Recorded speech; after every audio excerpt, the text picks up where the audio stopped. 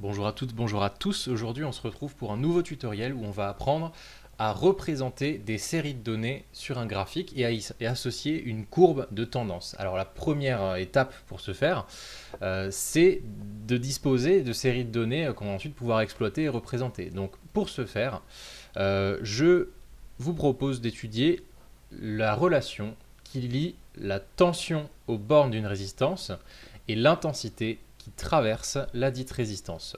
La loi qu'on va retrouver, ça s'appelle la caractéristique de la résistance, c'est-à-dire la loi qui lie l'intensité traversant la résistance et la tension aux bornes de la résistance. Alors, on va commencer par relever des couples de valeurs. Par exemple, ici, je vois que lorsque la tension aux bornes de la résistance est de 1,25 volts, alors elle est traversée de 5,69 mA, soit 0,00569 ampères. Ensuite, je réalise une deuxième mesure qui va me permettre d'accéder à un deuxième couple de valeurs tension-intensité. Lorsque l'intensité qui traverse cette résistance est de 9,98 mA, la tension aux bornes de la même résistance est de 2,20 volts, etc., etc. Je peux en faire autant que je le souhaite, des mesures. Et je vais reporter toutes ces mesures dans un tableur. Alors là, c'est déjà fait. J'ai décidé de représenter en première colonne l'intensité en ampères. J'utilise de préférence les unités du système international. Et sur la deuxième colonne, la tension aux bornes de la résistance en volts. Pour tracer le graphique correspondant et qui va nous permettre de représenter ces deux séries de valeurs sur un même graphique, je sélectionne toutes les données et je clique là-haut sur Insérer un diagramme. Alors, j'ai une multitude de diagrammes qui s'offrent à moi. En colonne, ma foi, il ne sera pas très utile. Diagramme en secteur ou en camembert, pareil, là de but en blanc, j'arrive là-dessus, ça me permet d'accéder à aucune information sur le fonctionnement de la résistance et le lien entre les deux grandeurs qu'on a étudiées. Nous en sciences, ce qu'on va utiliser, c'est un diagramme type XY. XY, dispersion, qui s'appelle aussi nuage de points sous Excel. C'est celui-là qu'on va choisir. Hop, je clique sur Terminer.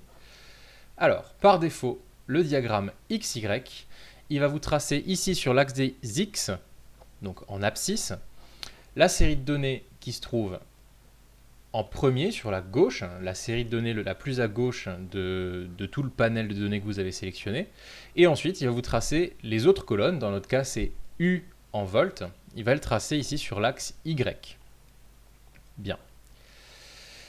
Tout ça, c'est pas mal, mais là, le graphique, il manque un petit peu d'informations. Il faudrait qu'il soit un peu plus facile à prendre en main pour quelqu'un qui arrive et qui découvre ce graphique-là. Donc on va y ajouter des titres et on va nommer les axes. Alors je vais commencer par un titre général. Clic droit sur le graphique, éditer. Et ensuite, de nouveau clic droit, insérer des titres. Et là, le titre, on va dire, c'est U en volts en fonction de I en ampères. Caractéristiques de la résistance. Ok. Donc j'ai déjà un grand titre en haut, le graphique est déjà plus clair. Je vais rajouter un titre pour mon axe Y. Donc clic droit sur l'axe Y, insérer le titre de l'axe, et ici, cet axe, c'est bien la tension U en volts, aux bornes de la résistance. Idem pour l'axe X, clic droit sur l'axe X, insérer le titre de l'axe, et là, je vais l'appeler intensité en ampères, parce que c'est l'intensité en ampères qui traverse ma résistance, et ensuite, grâce à cette intensité en ampères, je trace la tension en volts correspondante. Bien, ça, je vais le passer sous silence.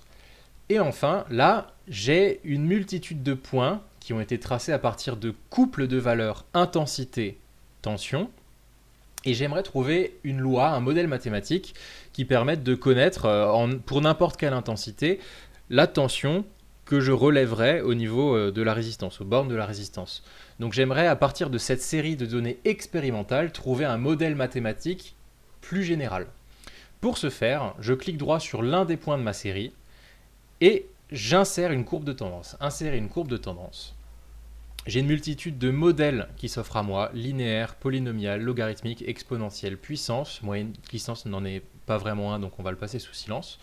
Et bien là, je remarque que mes points sont plutôt alignés les uns avec les autres, alors je vais tenter ma chance avec un modèle linéaire qui a priori devrait donner de bons résultats.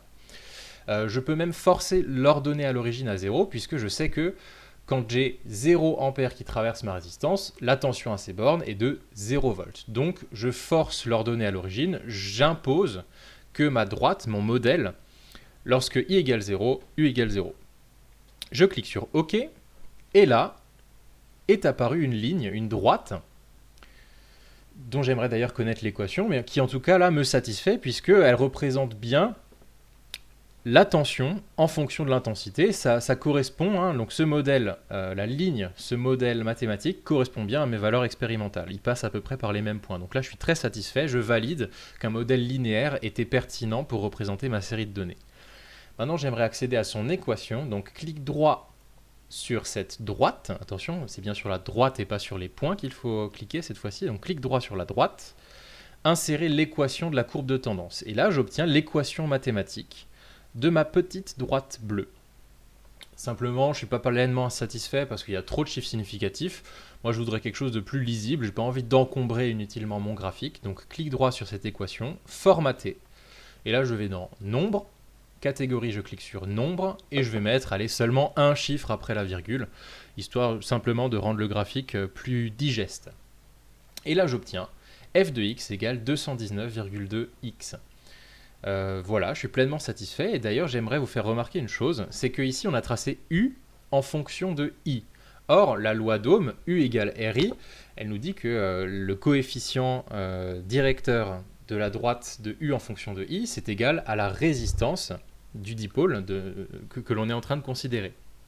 Donc ici, j'ai U qui est égal à 219,2 fois l'abscisse, donc U égale 219,2 fois I. Bon, bah ça veut dire qu'au final, la résistance que j'ai étudiée, elle avait une valeur de 219,2 ohms. En tout cas, c'est ce que me permet de conclure mon étude et mon exploitation.